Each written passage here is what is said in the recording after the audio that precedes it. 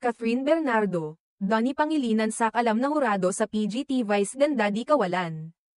Masaya ang mga tagahangar dahil nagbabalik na ang Pilipinas Got Talent, PGT, para sa ika-7 season nito, at tiyak na magpapasaya ito ng marami. Inanunsyo ng ABS-CBN ang bagong lineup ng mga judges na magbibigay ng kanilang mga opinyon at papuri sa mga talentadong Pilipino.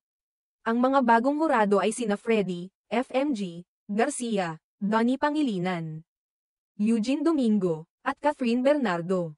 Dahil sa mga kilalang pangalan na ito, tiyak na magiging mas exciting ang season na ito ng PGT. Isang malaking bagay ang pagkakaroon ni Catherine at Donnie bilang bahagi ng hurado. Ayon sa ilang mga fans, wala raw magiging malaking epekto sa palabas kung wala si Vice Ganda sa panel ng mga judges. At marami rin ang nagsasabi na hindi ito magiging kawalan. May mga chismis kasi na posibleng may tampo si Vice Ganda sa TV5. At isa raw sa mga dahilan kung bakit hindi siya bahagi ng show ay ang hindi pagkakasunduan niya sa nasabing network. Matatandaang ang TV5 ay mas pinaboran ang Eat Bulaga kaysa sa programa ni Vice na It's Showtime, kaya't hindi naiwas ang magkaroon ng tensyon sa pagitan nila.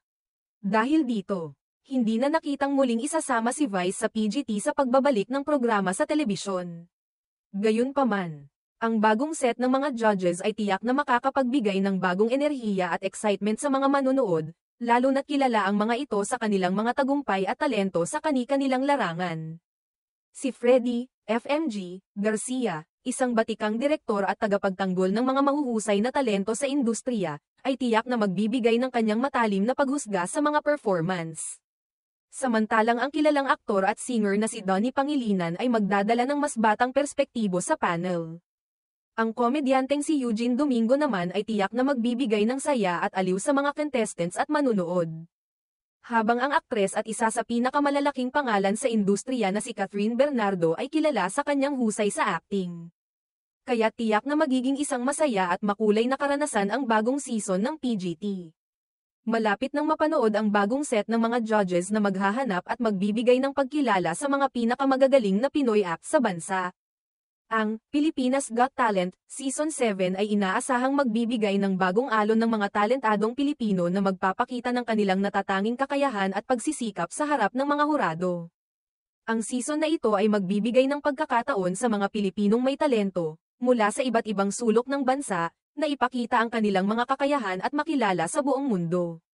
Sa pagbabalik ng Pilipinas Got Talent, hindi lang ang mga contestants ang magtatamasa ng kasikatan, kundi pati na rin ang mga hurado na magsisilbing gabay sa pagpili ng mga pinakamahuhusay na talento ng Pilipinas. Ang season na ito ay magiging isang pagdiriwang ng galing ng mga Pilipino. At tiyak na aabangan ng lahat ang mga makikita sa palabas.